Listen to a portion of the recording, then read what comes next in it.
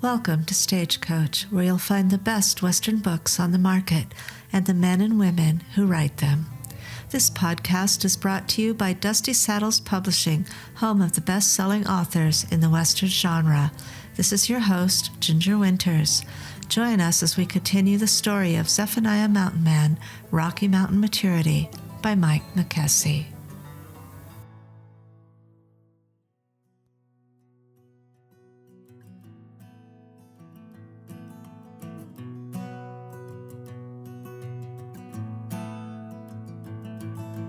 Chapter 3, Towards the Yellowstone and the Missouri Rivers.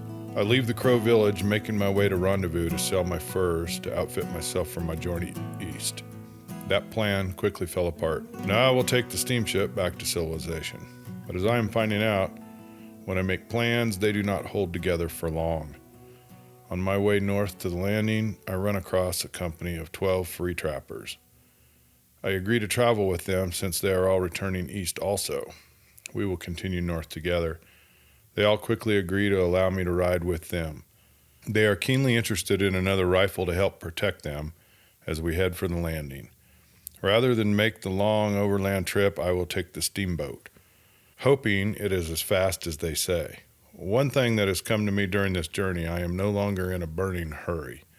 I do not know anyone in this group. Not one of them has let me down. After 4 years spent in the mountains, I am a free trapper. Each member of this brigade is also a free trapper. I advise then against taking time to trap as we travel. I am ignored at a small creek after two of my companions spot many fresh beaver slides. I'm not interested in fur, so I hunt for camp meat rather than set traps. Because I refuse to trap with them, some of them begin not trusting me.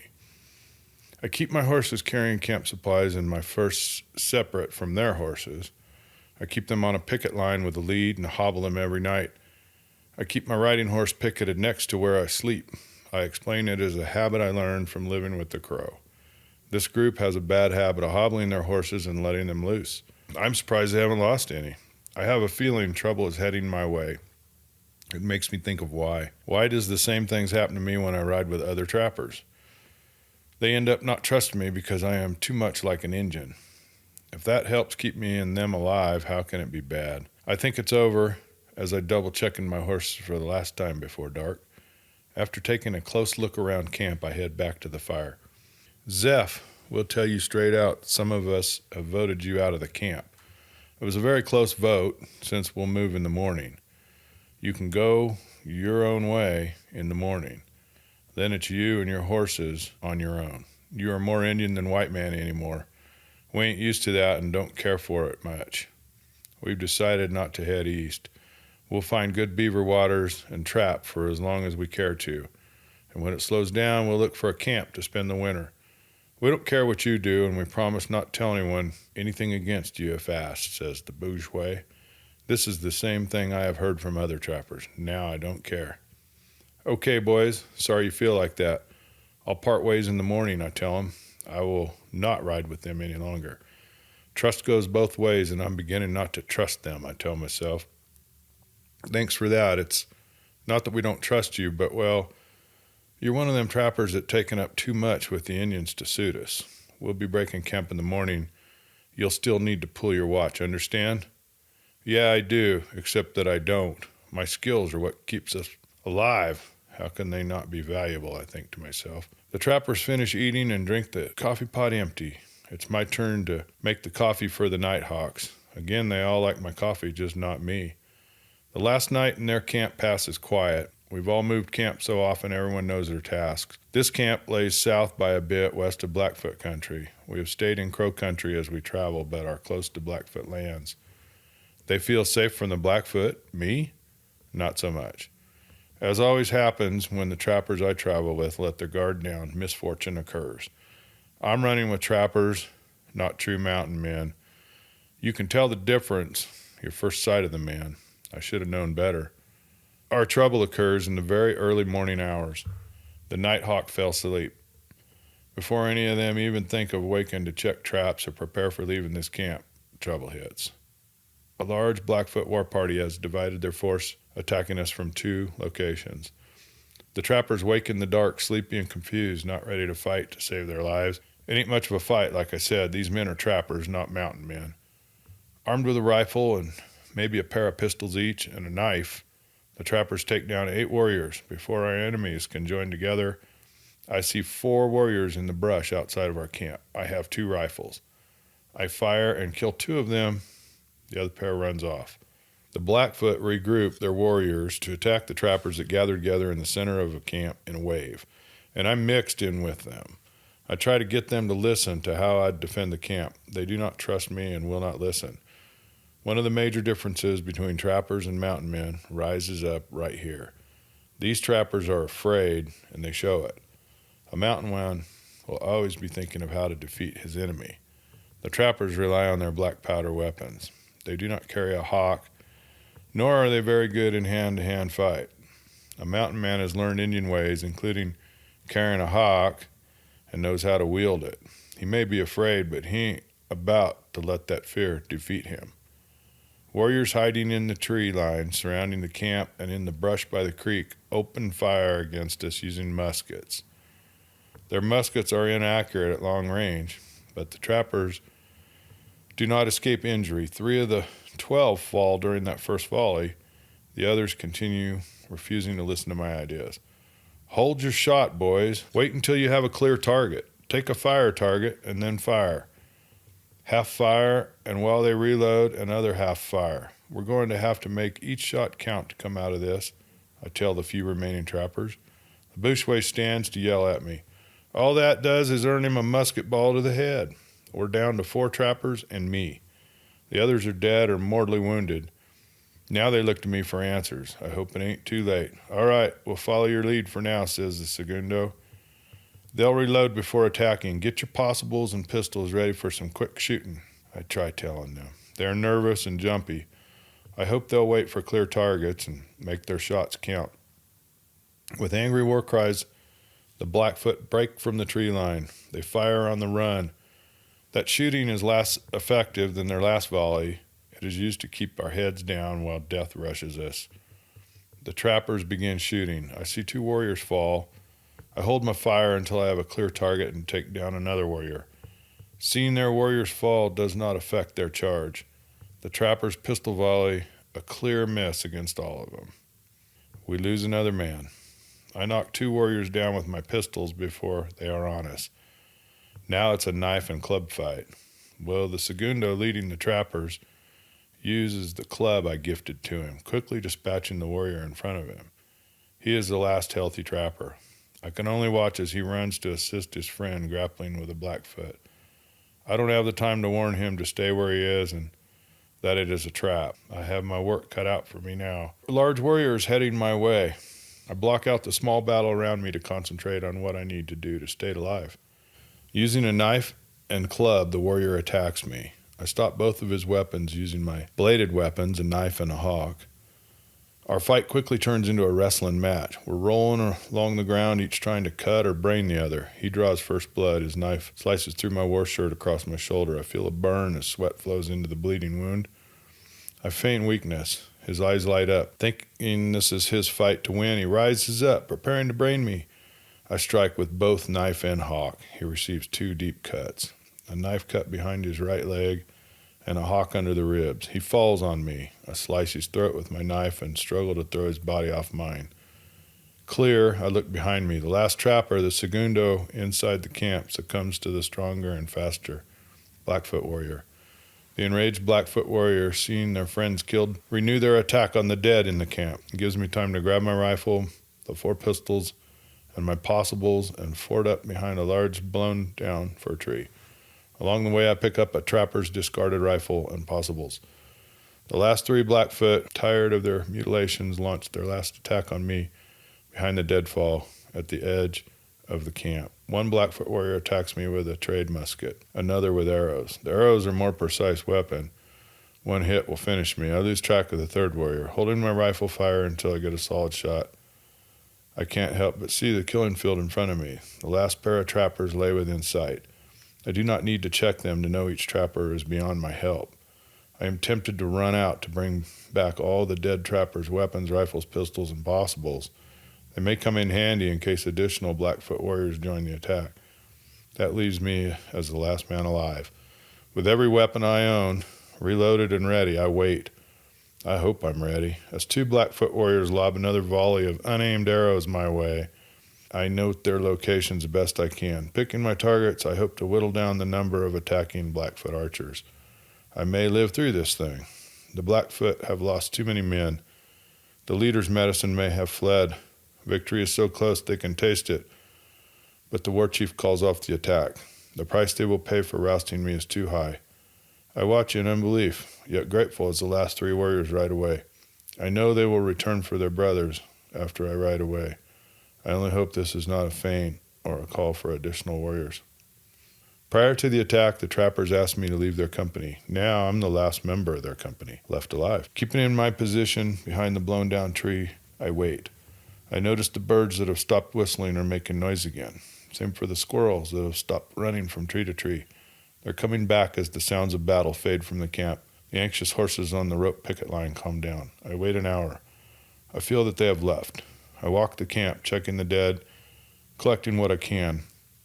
The sun begins setting. The birds come out for the last ray of sun. The squirrels running from tree to tree vent their displeasure in harsh chattering. Above the camp, an eagle soars. He cries. The sun begins settling below the horizon. I want nothing more than to fall asleep behind that fallen tree. But I can't. Except I do. I wake with a start. The memory of the battle yesterday returns so quickly my head hurts and spins. My eyes are blurry and full of grit. I fight the exhaustion in my body and mind. I am wide awake. The lack of sounds, no bird and squirrels breaking through the dark trigger my alarm. I look around, seeing again the detritus of battle. I stand on my feet. I need to check on the men. Again, taking my rifle and possibles, I check the men as I walk through the camp. I count them as I make my way. I want to make sure I find them all. I account for each man. My next step, begin collecting discarded weapons. I do not want rifles and pistols with the possibles to fall into the hands of the Blackfoot. I make piles by the horses. Finished, one of my horses returns with me to the weapons from both combatants. I use him to tow each body to a ditch where I will bury the trappers. It is easier and faster than digging a grave. The Blackfoot will not find the grave site, keeping them from digging up the boys and mutilating them further. To them, they believe it will keep the dead enemies from getting their revenge on those that killed them when they meet in the afterlife. I think they are just barbarians. Throwing dirt over a bloody trail is the best I can do to clean the site. As the horses, I pack everything I can use. I have enough supplies to see me to the landing and then south to civilization. I count the horses and the packs of fur as I load the horses. I have 4 pack horses carrying 3 packs of fur each. I salvage 16 pack horses, each carrying 3 packs of fur. I load 5 pack horses with camp goods and supplies. 1 pack horse carries extra weapons and possibles. I link 8 pack horses carrying no loads.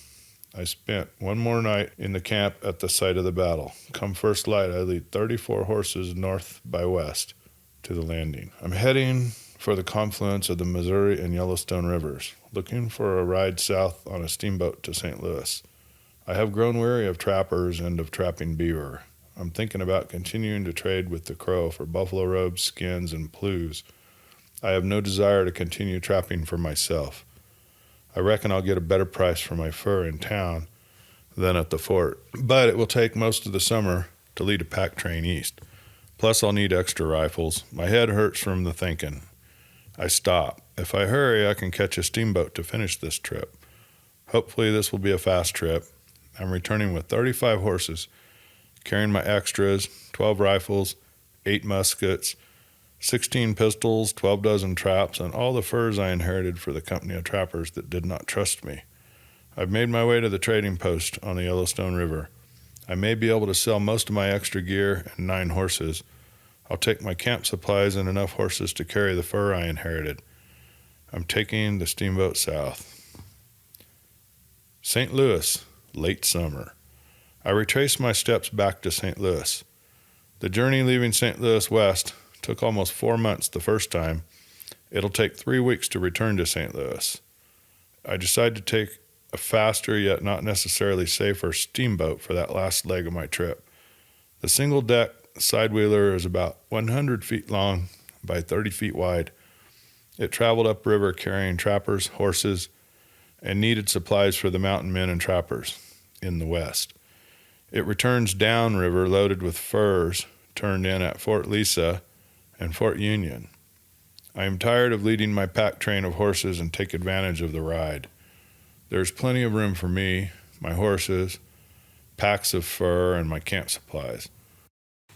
For the first time in almost 4 years, I carry money. I sold 8 horses and all my traps at the trading post. I secure my 27 horses and 60 packs of pelts toward the bow of the ship. The captain cautions me to keep out of the way of the crew and the working parts of the boat, the 2 spars called grasshopper legs. The spars move the boat when it runs aground. The 2 spars act like crutches, lifting the boat over and across whatever grounds stop the boat.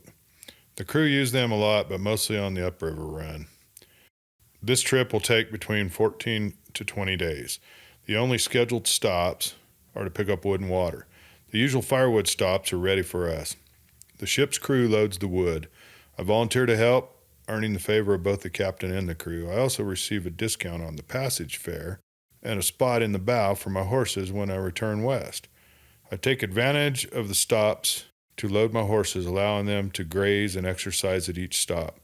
The trip downriver provides me ample opportunity to think and plan. However, on arriving at the conflux with the Mississippi River at St. Louis, I land without a firm strategy in mind. I possess the will, but not the way or the how yet. Walking off the boat to find a buyer for my plews, I notice frenzied activity along the waterfront. Curious, I begin looking for someone to explain what I see. Up ahead are a handful of buckskin plainsmen. I walk up to talk to them. "Hello there," I say to a man standing by my horses. "Hello yourself." "What's all the activity about?" I ask, watching the crew carefully unloaded my burdened horses. "Indians have attacked a riverboat upriver. These men are trying to talk themselves into going after them," laughs one of the unfamiliar trappers. "That ain't hard. Just saddle up and get gone," I tell him. "For this bunch, that's easier to say than to do," says a second trapper.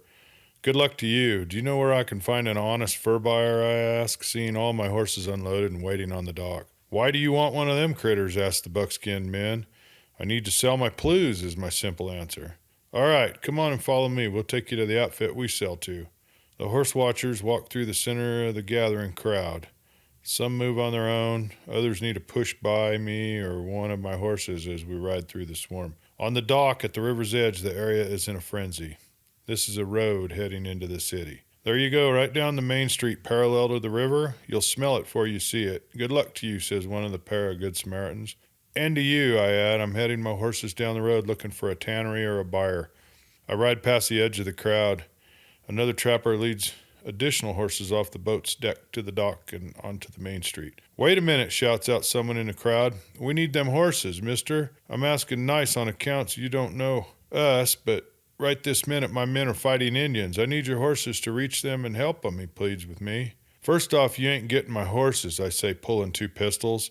"I just came from upriver and I didn't see any signs of Indians. If there is a fight, it's well upriver, and you'll need to take a boat to get there, not ride horses. By the time you ride there, it'll be days after the end of the fight. I advise you to let me pass." The crowd of men grows quiet. "He's right. You'd best leave him alone," says one of the biggest men I have ever seen. He's dressed in buckskins. In anticipation of reaching the city, I remove my feathers and most of the beads in my long hair. I hope to look just like another trapper and not so much a Crow warrior. I ain't sure my idea is working. Everyone backs away from us. That's when they notice I'm holding 2 pistols. The crowd moves back even further. I'm hearing words like heathen, backwoodsman, trapper, and the best one is mountain man, all spoken as slurs. I take all the names as a title and an honor, but they are slurring the words as if they're a curse word. I replace my pistols in my belt and move my horses down the street. When the bell on the boat I just left rings, I wave to the big man who spoke up for me. That's when I notice an ornery old cuss approaching the rope, keeping the ship tied to the landing. He's carrying a heavy double-bit axe and looks like he knows how to swing it. I grab my rifle from the saddle scabbard. That gets the attention of the troublemakers standing next to me. They point me out to the axeman. He shakes his head as if it don't matter and keeps walking toward the rope. How hard is it to get a new rope like that one? I asked the big man at my side. Real hard, I reckon. Why do you ask? They're about to try and cut that rope securing the steamship, I tell him. We'll see about that, he says, and begins hollering at the boat's captain. The man's voice is as big as he is. The captain hears him. Seeing the action between the two men, the crowd quiets. The boat's captain removes a Kentucky long rifle from a scabbard laid along what passes for his office on the Texas deck of the sidewheel boat I rowed downriver. He rests the stock on a post. He's sighting when the man urging the axemen on see the captain with his rifle. They scatter like a busted covey of quail. The axeman raises that big double-bit axe. The very captain fires. The ball falls at the feet of the axeman, causing no harm. He grins, then begins laughing at the captain. I can't let this happen. The captain treated me just fine. Again with the internal conversation, that's enough. I yell at myself, pulling my rifle. I take aim at his chest. Hold on there, Zeph. You don't really want to kill him before you've sold your fur now, do you? Not wanting to kill him, I take a different aim. Aiming, getting the correct sight picture, taking a breath, I fire. The axeman drops the axe like it's on fire. Half of the group is looking and pointing fingers at me. The other half is pointing at the captain on his ship. My lucky shot hit the axe head at the handle, separating the axe from the handle and sending a terrific shot through the handle. I don't think they'll be messing with the rope anymore, I tell the big man. The captain is looking at me with a big smile and a gleam in his eye. I reckon that's a $2 shot, he says, tossing me back my coins. $2 is all the captain charged me for my ride south. Well, thank you is all I can think to say. You'd best make for that tannery right quick. In case them rascals try to get the law on you, you'll be long gone, says the big man. Why would the law be after me? I naively asked, genuinely wondering. That bunch thinks highly of themselves, and you just one-upped them, answers the big man. I reckon it's time to head out. Before I can ask anything more, the big man walks away. Instead of climbing onto the saddle, I grab the reins, turn, and wave thanks at the captain. As I walk off, leading my line of pack horses, the crowd hides me and my horses from prying eyes. My destination is a couple streets from the waterfront. I'm looking to sell my plews. I ride to the building, no one's there. A sign says they will not be buying any more beaver pelts. Underneath that sign is another. It reads, bring them to the Richardson building, and gives vague directions. I follow them 2 blocks back to the waterfront, 3 streets south. There it is, the Richardson building. I can smell chemicals, plews, and something unidentifiable. I stop my horses in front of the building. As I'm climbing from my saddle, a man comes scurrying out the door. You got beaver plews under there? He asks me, almost running to me. Yes, I do. These 20 horses are carrying plews and fur, I tell the well-dressed man. Good. Don't climb down. Quickly now. Move your horses into the back. Come on, man. Hurry it up. He's in a hurry. I do. In the back, I see a press, scales, vats, and many people working at tables. Move your horses to the tables, please. His workers wait expectantly as I move my pack horses next to the tables. All right, now let's unload these horses and see what we got, shouts the little man. Wait a minute, I shout back. What's the matter? You changed your mind? You don't want to sell your furs? He asked me in a flurry of words. No, I do, but I don't know how much you're going for. What are you paying for good furs? I ask him. He's standing by my horse looking up at me. I'm paying $4.50 for a 1 MB plews. The price goes down from there. All right, go ahead and unload, I tell him. He comes around to talk to me. I'm Dave Richardson, and you are? I'm Zephaniah. I trapped, skinned, fleshed, and stretched most of these hides.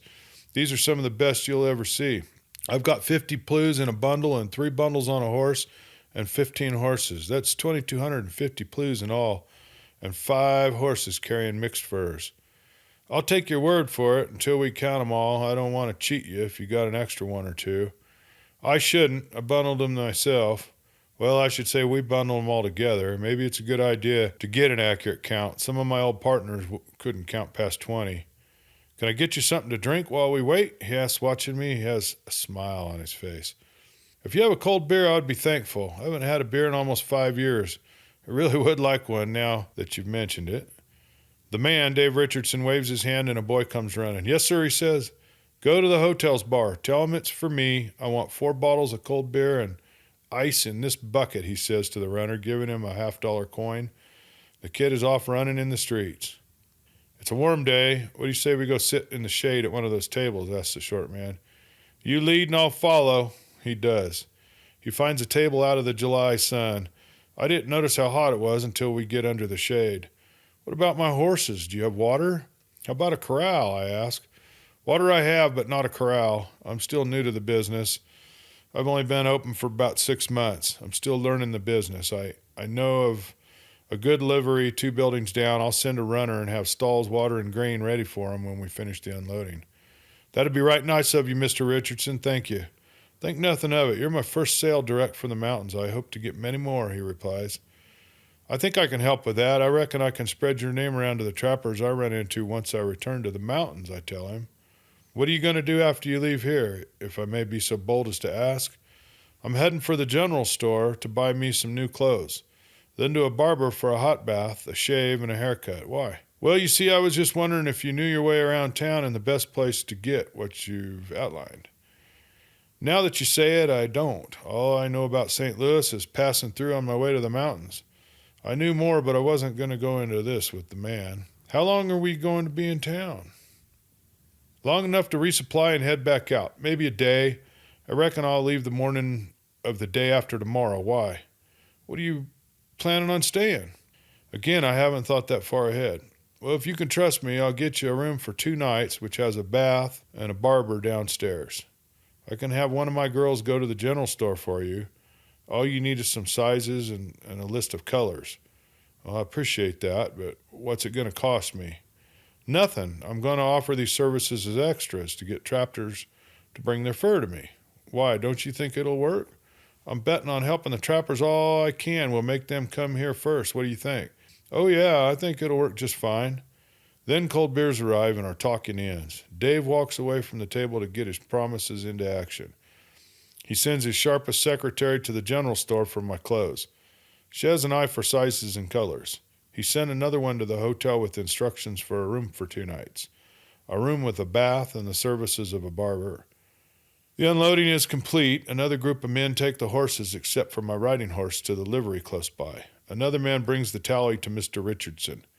He walks back to the table where I'm sitting to show me. Your tally was a bit off, but they're all excellent furs. The count is 150 plews per horse by 15 horses. It's 2,250 plews at $450. That's it. $10,125 plus $2,000 in other furs. Altogether, that's $12,125. How would you like the money? What do you mean? I asked, more surprised than I have ever been in my entire short life.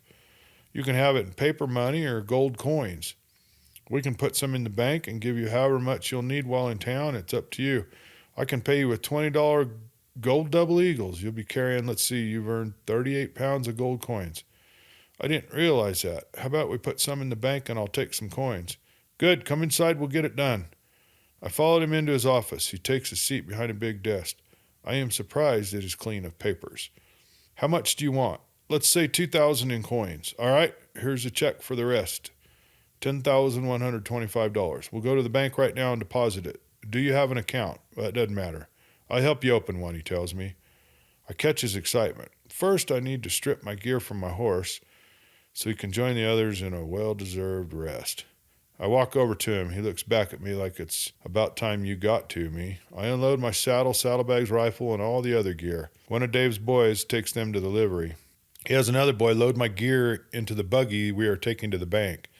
I climb in, not sure the dainty-looking wagon will hold me. I see laughter in Mr. Richardson's eyes. We stop in front of the bank. The driver stays in the buggy, which is good because I have almost everything I own sitting in back of his little wagon. Seeing Mr. Richardson enter his bank, the banker comes out of his office to greet us. All 3 of us walk back to the office and complete the paperwork. There is one part that throws me. In case something happens to you, who is the account to go to, the banker asks me. For now, make it Dave Richardson. I don't know anybody else, I tell him. I leave the bank with $120 gold coins in a heavy canvas bag. Our next stop is the St. Louis Grand Hotel. Once again, the manager rushes out to greet Mr. Richardson. I follow the best-dressed man I've ever met to a room with a bath. A young bellboy brings my gear to my room in a cart. I agree to meet Dave, Mr. Richardson, in the lobby later for supper. The boy hands me the keys at the door. spins around, and heads back to his counter. All I need now is maybe some new clothes. I was getting a lot of sideways glances dressed in my buckskins in the company of the well-dressed Dave, the banker, and the hotel man. I opened my door and can't believe my eyes. The room has 3 rooms, a front room, a bedroom, and a room with a bathtub. I am impressed. I fill the tub with hot water as hot as I can stand. I drop the buckskins in a corner. They're still wearable, just needing a good airing out. I scrub then soak until the water turns cold. I get out, and there is the biggest and whitest towel I have ever seen. I'm half afraid to use it, but I do. And there, laying on the bed, are fresh store-bought clothes. I did not see who brought them in or when. I reminded myself to keep aware of my surroundings. Even in the city, I must keep my guard up. There are jeans, shirts, socks, a leather belt, and new boots. I dress. I didn't want anything fancy, just good work clothes, and that's what I got. When dressed, it is time to meet Dave for supper. It is good to eat something I don't have to cook for myself. We both order the American steak dinner. I wash down the best steak I've ever eaten with a cold beer. To finish the meal, we have a piece of hot berry pie with cold ice cream on it and coffee. All of it is great. I'm feeling spoiled. The next morning, after eating another great meal, I go to the general store recommended by Mr. Richardson. I need to settle the bill and pick up a couple more things. First, I need a hat. I walk around looking at everything displayed in plain sight. It's a wonder I made it through all of my years without all of this. When I'm interrupted, "May I help you find something?" asks the most beautiful girl I've ever seen. My brain won't let my mouth and my tongue work properly. Is there something in particular you're looking for? Yes, a hat. I need a hat for when I return to the mountains. I see. You're one of those trappers, she sneers.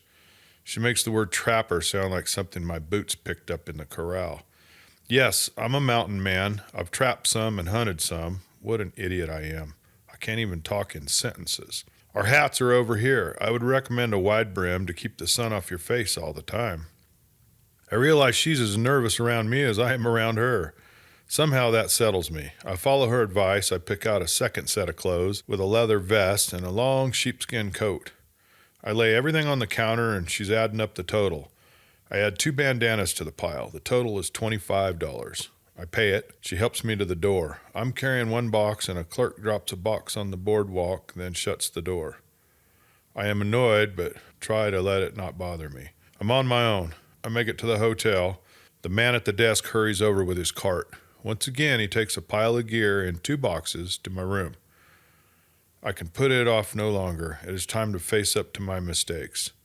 When facing down those Blackfoot warriors after crossing the creek I knew not to cross, I told God I would make this right. Now I've got to do it. I can put it off no longer. It is time to face my past. Chapter 4. I head out hunting for Mary, her home, and the freight yard. I find the house easy enough, except another family is living in it. When I ask about Mary, they claim not knowing anything about any Mary or the former owner. I reckon I need to find the freight office. Hope it's still operating and in business. I never reckoned almost 5 years would bring such changes in my old life. The office is a short walk from the old home. I see wagons coming and going regularly. I do not recognize any of the drivers. I find a seat in the shade and watch while I wait. For what? I don't rightly know, but someone I know must walk by sometimes today. I notice the drivers and shop workers heading to lunch. This might be a good time to find answers to my questions. I follow 2 drivers to a diner for lunch. I find a seat close enough to overhear their conversations. However, I do not learn any news about the people I'm seeking. I don't learn anything. As I get up to leave, I have a last card to play. Excuse me. I noticed you both appear to work the wagon yard. Does Mr. Phillips still own the yard? I ask him. Yes, he does. Why do you want to know? They ask me. I can tell they do not like my questions. I used to know Mr. Phillips and his daughter, Mary. I just moved out here from the east, and I'm anxious to reacquaint myself with them, I tell the 2 wagon drivers. Don't go bothering Mary. She's had some personal trouble. Went back east and returned last year. She just got back, but Mr. Phillips is at the office. It'll be best if you talk with him there. We're heading back. Come with us and I'll show you the way, says the larger, more protective driver. They will not tell me where the big house is, but I remember. I don't press them. I tell them I have some business to attend to and will visit the office later. Good. Mr. Phillips leaves every day at 5 o'clock sharp. He arrives at 8 every morning on the dot. Between that is the best time to find him. Thanks, I will, I tell him as I lay $50 on the table to cover their lunch and walk out. I will try again. On the way back to the hotel, I pass a gun store. It's time to spend a lot of money re-outfitting for my return to the mountains.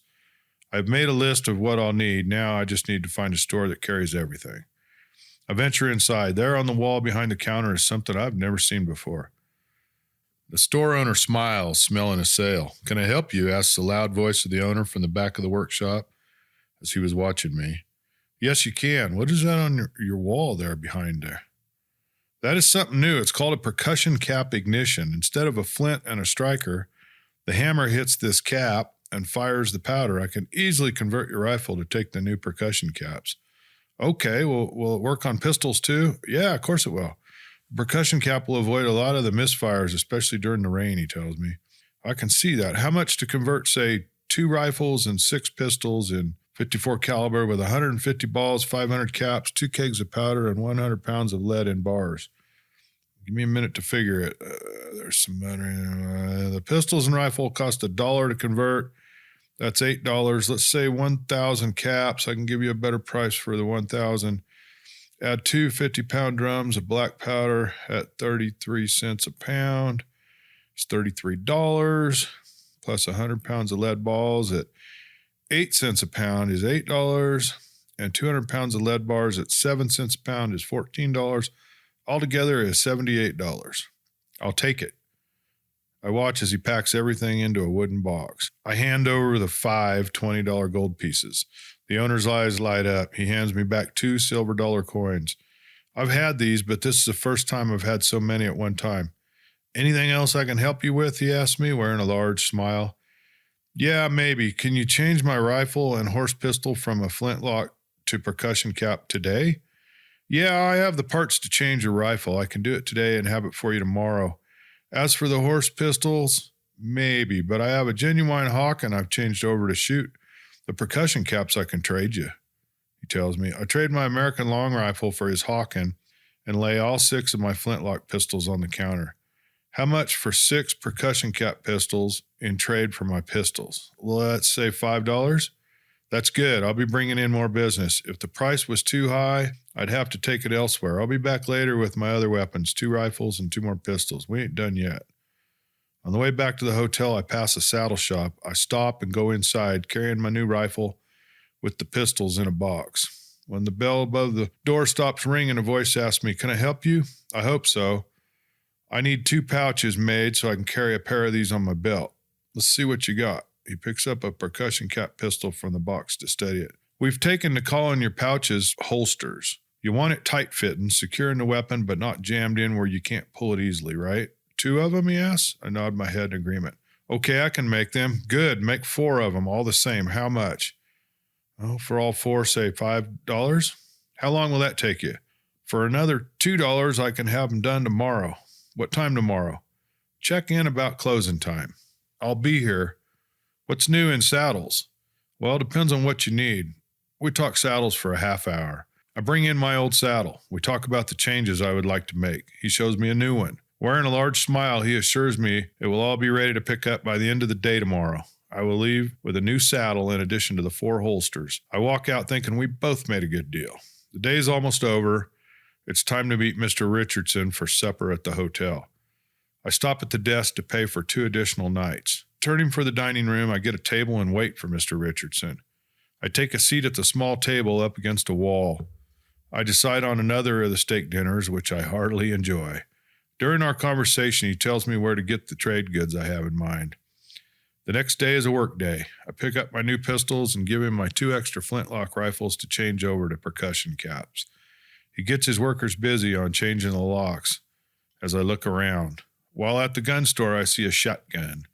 I can see the advantage of having a shotgun along, especially a double-barrel 10-bore. I buy the shotgun and ready-made loads of buckshot, with the tools and accessories needed to make 500 rounds.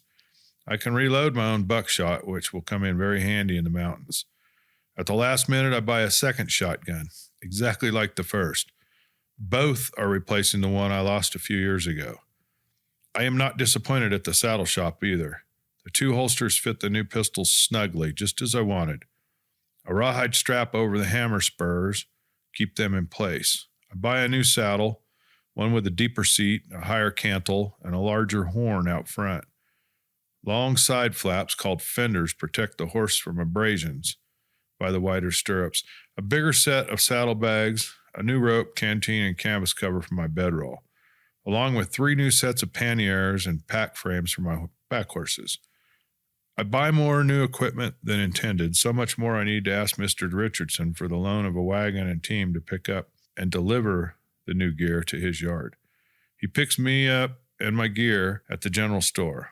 I load new tack and deliver it all to the stable. While at the general store, I buy an extra set of working clothes, a new coffee pot, sacks of coffee beans, and a new coffee bean grinder. I consider the coffee pot and grinder essential gear, and they have been with me from the start of my Western adventures. Having seen almost 5 years of rough service, both are just about wore out. Back at the yard, I unloaded the new plunder into a room Mr. Richardson is allowing me to store my gear. My last stop today is the bank for a withdrawal of another $1,000. The next morning, I ride out of town with all of my weapons loaded. I'm looking for the right spot to stop and acquaint myself with my new revolvers, rifle, and shotgun. An old quarry is just the spot. I shoot 10 shots through each pistol, stop, thoroughly clean them all. I feel competent shooting them and confident enough to wear a pair of pistols while in town and use them if necessary. Now comes what I've been looking forward to, shooting the Hawken rifle. In the rain, snow, and cold, the flintlock would fire most of the time. However, it was those times it wouldn't fire that warranted the change. I hope the percussion caps are reliable. Every 50 yards out to 200, I placed an empty bottle on top of a rock. I need 2 shots at 150 and at 200 yards to shatter the glass. That's about the same with my old long rifle. Satisfied with my shooting, I build a small fire and set the new coffee pot on to boil. Then I can begin cleaning my new rifle. Halfway through the chore, I run into trouble. Trouble in the form of 2 men drinking as they walk down the trail. They appear to have been out celebrating. Hearing the shots and seeing my fire, they stop before deciding to approach my camp. "Hello, the camp," yells out the more drunken partner. I can tell trouble is heading straight my way. "It would be better if you continued on." I'm not in the mood to entertain a couple of drunks, I tell them. Arriving at the quarry, I have changed into my old buckskins. Both of my new pistols riding their holsters on my belt around my waist with my knife and my hawk. I meet them carrying a new shotgun. My horse hides my rifle and a shotgun. "Don't be unsociable. Sure, we've been drinking, but I can smell your coffee. That would be right nice about now." "Like I said, move on. Don't come in. You've been warned," I tell them. "Oh no, Kyle, we've been warned," laughs the obnoxious drunk. "Come on, Craig, let's move on. It ain't worth it," says the loudmouth partner. He has sobered up enough to recognize trouble. "Don't tell me you're scared of a lone city boy." "Come on, let's meet this city boy. We'll see if he's as tough as he thinks he is," laughs the drunk. The 2 drunks stumble along the faint trail through the rocks into my camp. Seeing the pack horses, Craig pipes up. "Hey, Kyle, maybe he'll let us ride one of the extra horses home so we don't have to walk the whole way." "I don't know, Craig. Let's not mess with the man's horses," warns the more sober partner. "Come on, boy. Besides, there's 2 of us and only one of him. You know, I ain't never been beat. Come on, don't be an old lady."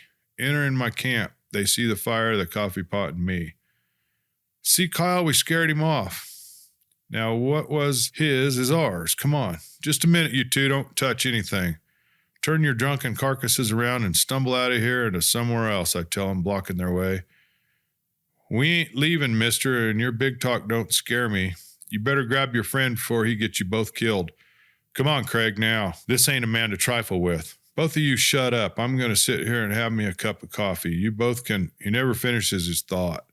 Instead, I pick him up by the shoulders and walk around the fire to the road and toss his drunken hide onto the road. He picked you up like a bushel of leaves, Craig. Now let's go. No man is going to do that to me, says the drunk, turning his head to get the first good look at me. Standing in front of the drunken bully is 6 feet and 225 pounds, a Ryall mountain man, dressed in leather and fur, carrying a belt shoved plumb full of handheld weapons, pointing a shotgun at the bully's head. The bully takes a step back. Slowly, he reaches down into a boot and brings out an Arkansas toothpick. What do you say? Put down that shotgun and face me with a knife? Is there another way? I asked Kyle, the bully's partner. None he'll listen to now. Don't kill him. He's my only friend, pleads the sober drunk. I'm setting this down right here. If you go for it, I'll kill you. Do you understand me? Yes, I do. I'm going to stay right here. Oh, come on, shouts the bully. I slowly unfasten the gun belt after taking out my fighting knife and the Blackfoot hawk. I turn to face the bully. Once I'm looking at him, the bully bends his knees and twists his head, loosening his joints for the coming fight. I stand waiting. The bully rushes in like I knew he would. I easily block the knife arm with my hawk. A fist holding my knife connects the side of his head. He stops, still in his tracks, rattled, but he's not out of the fight. It will take more than that little tap to put me down and out, threatens the bully. The drunk thinks he's smart by faking a rush, stopping and trying to bury his knife in my guts. I drop the hawk, capturing the bully's knife hand in mine, and begin squeezing. His knife falls. Sinew grates against bone, and the bones grate on bones until several bones in his hand and wrist break. As the bully gets ready to yell, I open my hand, using it to punch his nose, breaking it. There is a fountain releasing a torrent of blood. The drunk is down and gushing blood.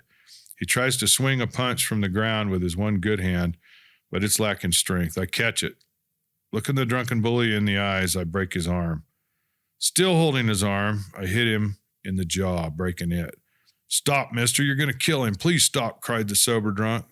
Fighting through the red haze, I kicked the bully in the most tenderest of spots.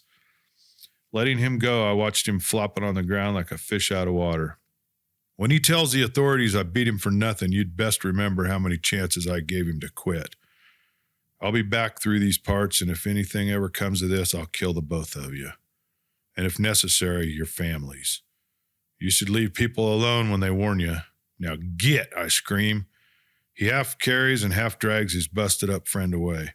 Knowing the authorities will be on the way, I pack my gear. Putting the packs on a fresh horse, I see the bully's knife lying in the road. It's a good knife. I pick it up, tossing it into an open pack. I will be long gone when the sheriff and posse arrive with the two drunken, now sober bullies. I ride as the last of the red haze slowly fades. This is where we found him, Sheriff, says the bully. I don't want to pursue this, Sheriff. He gave Craig plenty of opportunities to stop and for us to leave. He deserved what he got. He was asking for it, says his friend. What kind of friend are you? Roared the bully. Not your friend anymore, not the way you forced the mountain man into fighting and almost killing you. He warned you. You should have listened and stopped, shouted his friend Kyle. Now you're telling me this guy is a mountain man? Craig, you're on your own. Maybe you did deserve what you got. It's been a long time coming, says the disgusted sheriff. You can't talk to me that way, even if you are the sheriff, shouts Craig, reaching into his boot for his knife. What's the matter? Do you take your knife too? That gets the sheriff, the posse, and Kyle laughing at Craig. He storms off, east in the direction of the mountain man left. You'll never learn, will you, Craig? Shouts his ex-friend.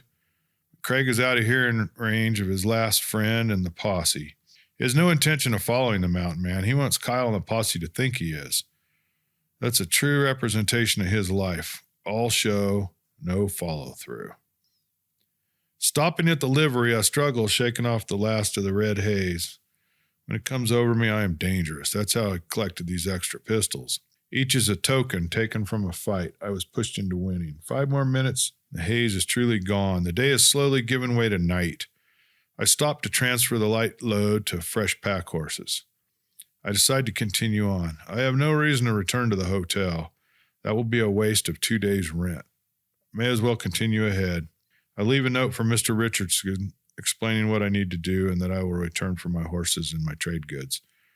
After 10 days of steady travel heading east and after many sleepless nights, I arrive in my hometown. It's still small. In the dark, I ride through town down to Mary's parents' house. Past that home to the house we shared for a year. A candle burns in the window. For me, I ride on out of town as my folks' farm. I do not want to face them, especially Dad. I ride past, only stopping when I come to my old camping spot. I unpack the horses and try unsuccessfully for a couple hours of sleep. Surprised I do sleep, I awake with the sun up and shining in my eyes. What's prodding me? A poke with a stick? 2 boys. Hey, mister, what are you doing in our camp spot? Are you hurt or dead? He ain't dead, stupid. He moved, says the other. Don't call me stupid, says the smaller boy, punching his larger friend in the arm. Okay, sorry. What about him? Leave me alone, I warned the boys. At least he talks. Come on, let's go. He'll be gone by tonight. Does everyone want to fight me? I asked myself. The boys, realizing they may have bit off more than they can chew, leave the camp on the run. I stand up, get out the makings for a pot of coffee. Now I'll be feeling better. I need a plan. I can't think straight. She's going to be mad. She's probably remarried. That would be good. What if she ain't? My thoughts repeat, running each other over in my mind. I sit, not noticing I finished the pot of coffee. I reckon it's time to go. Cleaning the coffee pot and my cup stills the voices. I leave camp after loading a fresh pack horse to carry the 3 light packs. I'm here now, what? I got it to do. Better just get to it. With a plan, bad as it is, I saddle my riding horse. Before I leave, and I take off my buckskin to wash as well as I can in the creek. I put on a clean store-bought shirt with my buckskin pants. I brush my hair the best I can without bothering to add Willow's beads. Can't think of her right now, as I'm ready as I will ever get. I'm going to knock on the door. Depending on who and how they react, well, it depends. The debate does not stop. Retracing my steps from the last night, I find myself in front of our old house. I tie my horses to the hitch rail. A curtain moves while climbing the 4 steps to the door. At the door, I break out in a cold sweat. My belly is rumbling something fierce. I raise work-hardened knuckles to knock on the door. The door is open before I can strike it. Is that you? Is that really you, Zephaniah? She asks, crying. She runs into my arms. I'm not expecting this.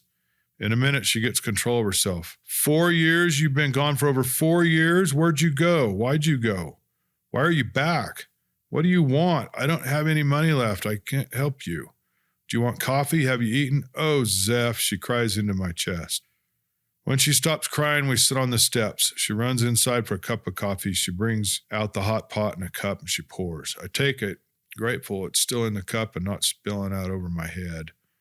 I was not sure of myself. I didn't know what I was doing. I was afraid I began until interrupted. What are you afraid of, Zeph? Mary asked quietly, slowly, in control of herself. You, is my honest and simple answer. It stops her. Me, why? I wasn't right for you. I'm not right for you, I answer truthfully. I will decide if you're right for me, and I will decide when you're not right for me, she answers with fire building in her belly and in her words. This is a fire I ain't seen before. You mean you still want me? I ask her, not understanding or believing. Yes, of course I do, she answers as the tears began. I can't believe it. I don't deserve you. I have something else to say, which may make you change your mind. I'm married to another gal in St. Louis. Oh, are you still with her? The small voice is back. No, I ran from her also, I confess. Have you seen her yet? She asked, still using her small voice. No. You married 2 women, ran from both, and now are making it right? The louder, self-assured voice is returning. Yeah, I reckon I am. Do you love her? Back to the small voice. I do, but I love you also. I love you both the same. Try and explain that to me. Her confidence is back to stay. Well, now I love you both. When home, you filled my empty spot in me. On the trail and away from you, that empty spot grew bigger. Alice, that's her name. Well, in St. Louis, Alice filled the empty spot. And coming home, it opened again. When I see you, after being away, you fill the emptiness. Back and forth it goes. I don't understand it. I know I done wrong. That's why I left. I had to reckon this out on my own. And did you? Yes, I did. I figured it out at least a little bit. And, well, I'm here asking for your forgiveness. And if you still want to be married to me, for the first time, I have plans for the future. What about Alice? I feel I have to ask the same thing of her. I reckon I need to be fair to the both of you. Fair? You want 2 women? If that's what all this boils down to, then yes, I'll take both of you. If not, well, I understand. I don't understand it, but I love both of you. I owe you both. I'll take you back, Zeph, and even share you if I have to, but we'll have to move from here. I heard they do this same kind of thing out west. Is that what you're thinking? I didn't think a single thing past asking you. I didn't expect you to see me, let alone want me back, I told her. I've had a lot of time to think about it. I told myself that if you ever came back, I would be glad and take you back, forgive and forget. So now if it means sharing you with Alice, well then I reckon I can. When do you want to leave? You have to tell your parents? I was afraid of the answer. Why? No, I don't. I'll tell them they can have the house back and then I'm leaving. Leave me a horse and I'll meet you at your camp tonight. But you've got to promise me we'll be leaving away from here tomorrow. I reckon our first stop will be St. Louis to see if Alice wants us or not. Are you sure or just trying to get my horse? The joke landed flatly. I'm sure. I'll be there right after dark. You better go before someone sees you. Tonight then. Mary seals her promise with a quick kiss. I climb onto my saddle knowing deep inside she will not show. It's okay. I got off easy and with the price of only one horse.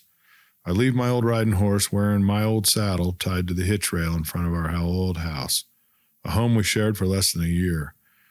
I'll wait tonight just to see, I tell myself riding away. The lone tied horse beckons his mates as I walk away.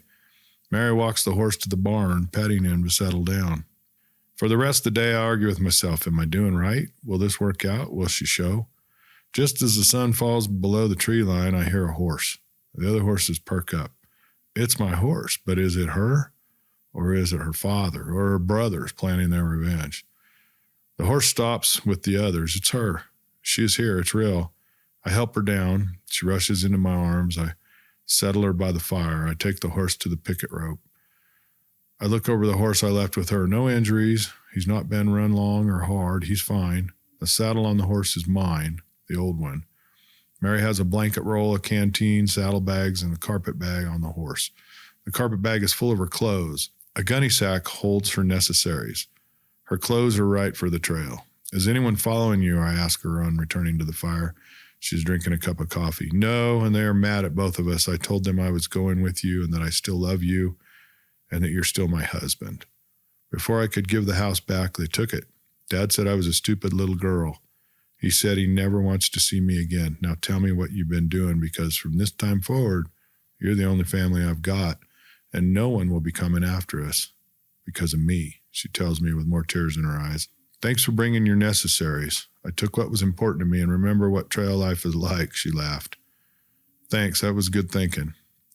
Now you have to talk to me and tell me about those 4 years and about Alice. Through the night, I tell her everything, my journeys, the mountains, trapping, living with the crow and the other trappers I met.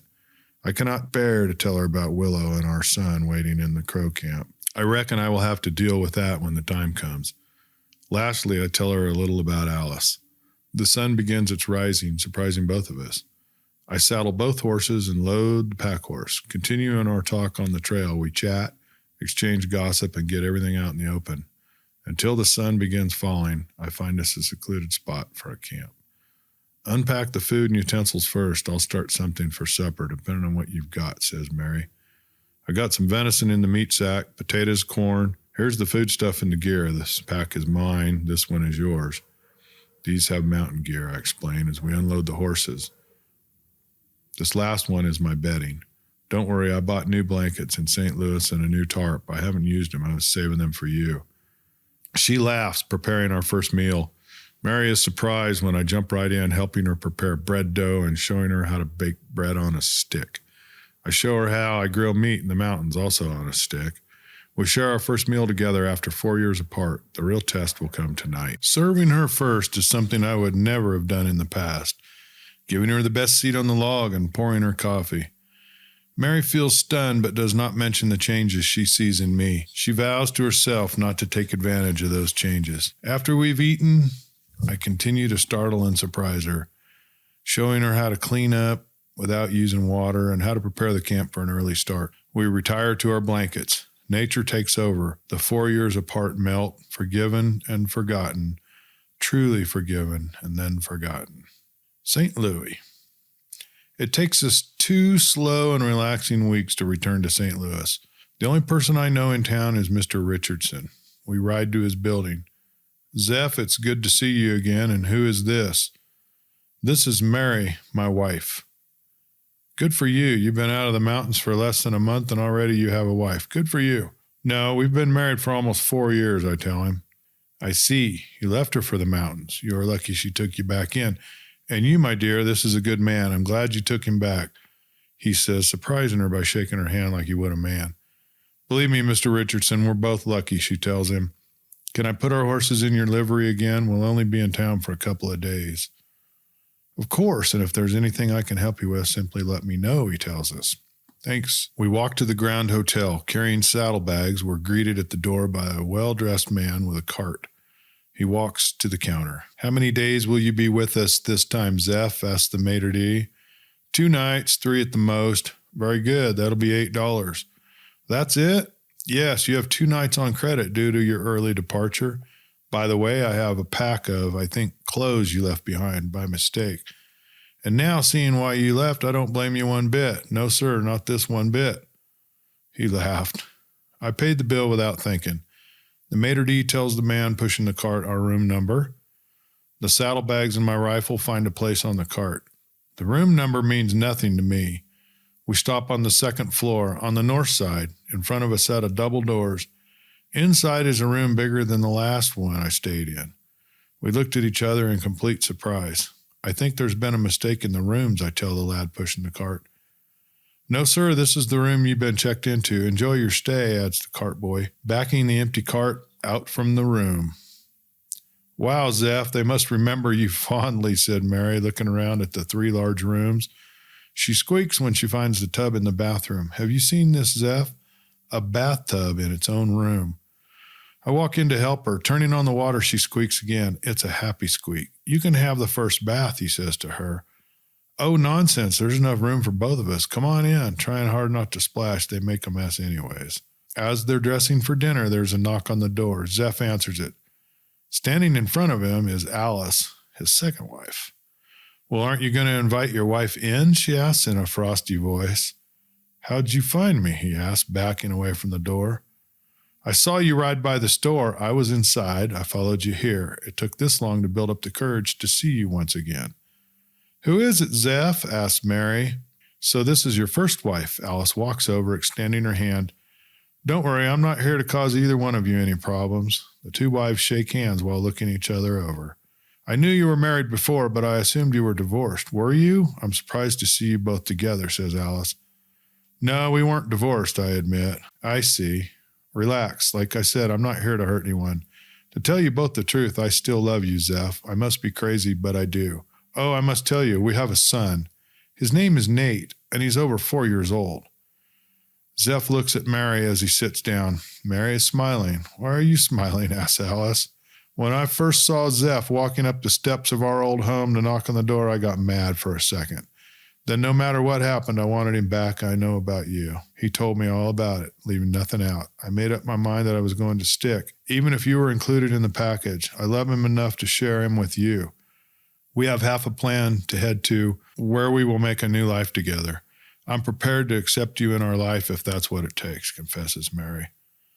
I was not expecting that. I need to sit down. I can see this working out only if we're not the oddballs and stick out.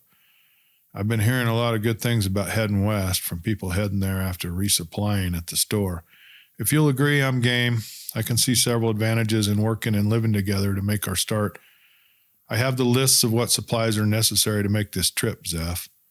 I hate to ask you, but do you have money to make such a move? Asked Alice. I reckon you both should know I have $1,895.50 in the bank here in town, plus just over $800 in gold coins in my saddlebags. That's what I made from selling my plews this spring. That was 4 years of work, says Zeph. Okay, I have $600 in gold and silver coins saved from working from the last 4 years. I was able to save half of what I earned, admits Mary. All right, I still have the money my family gave us to buy the house. I never got around to buying it. Once you were gone, well, I didn't need it. My parents believe you left to the mountains to make a stake. They welcomed me back without question. When I had Nate, they fell in love with him. He is just over 4 years old now. I've been able to save quite a bit in addition to the house money. Altogether, I have $4,000, explains Alice. Do you reckon that's enough to get us west, Zeph? Asked Mary. It sure is. When are we leaving? Asked Alice. Whoa up here a minute. Alice, are you saying you'll take me back, be my wife, knowing I'm also married to Mary? You're all right with the arrangement? Yes, like I said, I still love you very much. Secondly, I have Nathan. He'll need to grow up with his father. This may complicate our lives, but I see several advantages. So yeah, I'm willing to forgive and forget and to live together, the four of us as a family. What's it going to take to go west? Asks Alice. I never expected this, I tell him. Taking a seat. I look over both women. I'm sorry about running out on you both. I was not ready to settle down and be the husband you needed. I learned a lot in the mountains during those 4 years. Along the way, I will tell you some of those stories. But there is something else. I lived in a Crow village for 4 years. I became a warrior. I went on and I led raids on the Blackfoot. I also took a Crow wife. Her name is Willow. And we have a 3-year-old son named River Otter. If that will sit with the pair of you, we can plan a future. If not, I understand. I hesitated on telling them, but I reckon they came clean with me, and I owe them the same. It would not be fair of me to spring that on them in the great stony mountains. I wait afraid of their answers. Both women are quiet. They look at each other. Mary shrugs her shoulders, then Alice.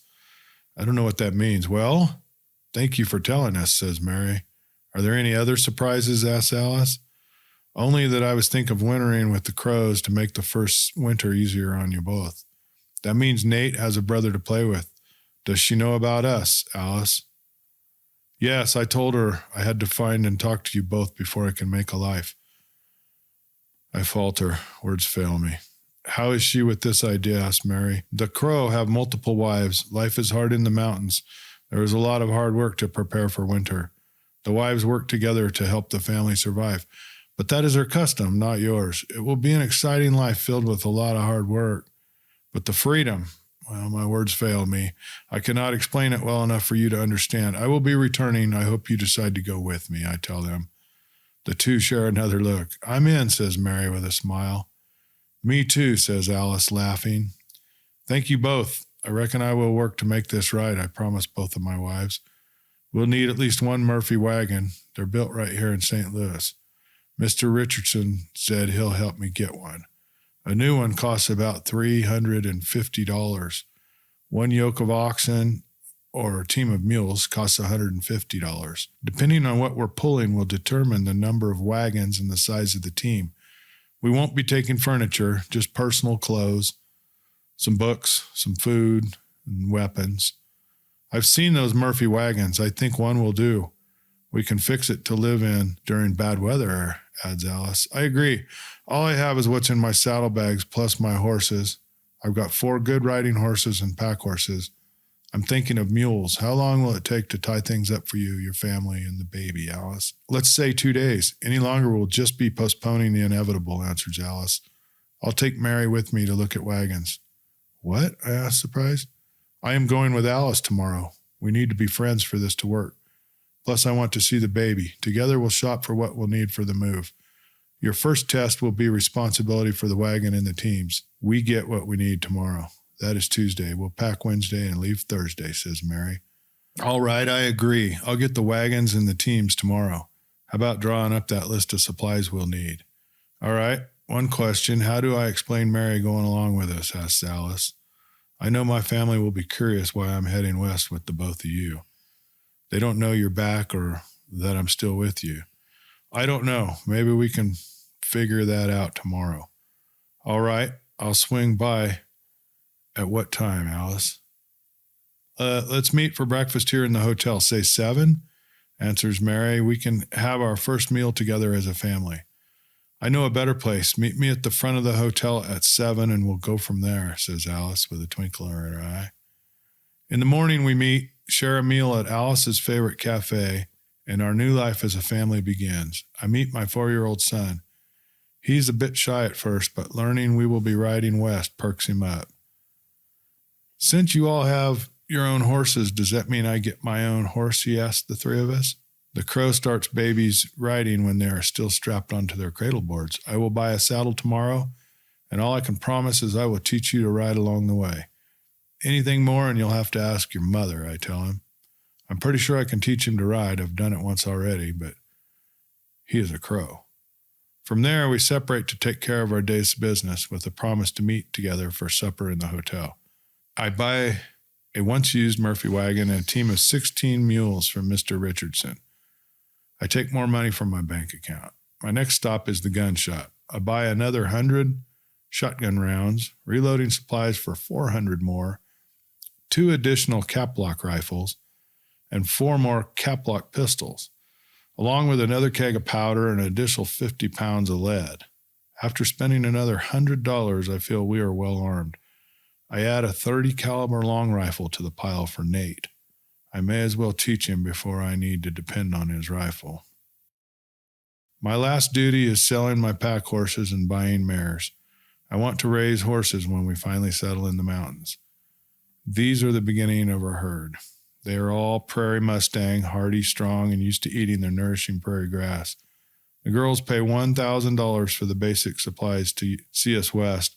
The girls each buy 2 sets of jeans, flannel shirts, boots, and hats for themselves and Nate. Mr. Richardson throws in an almost new ranch wagon we can use for our rolling kitchen.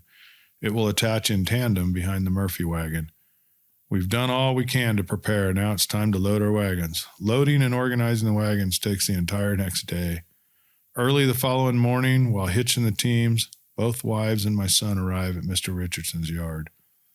Before they arrive, I must admit the temptation to run hit me. I struggle against it. I want to take my unconventional family and flee. Right now. I steel myself to wait until everything is ready.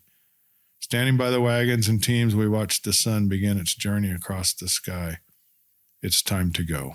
Both wives climb onto their saddles. Nate rides in front of me on my horse. I'm holding on to him. I should tell you that he is excited to be riding with me. He is treating this as the adventure it is, laughing and smiling. With a child's shout, he encourages his family forward. The wagon's team follow the girls.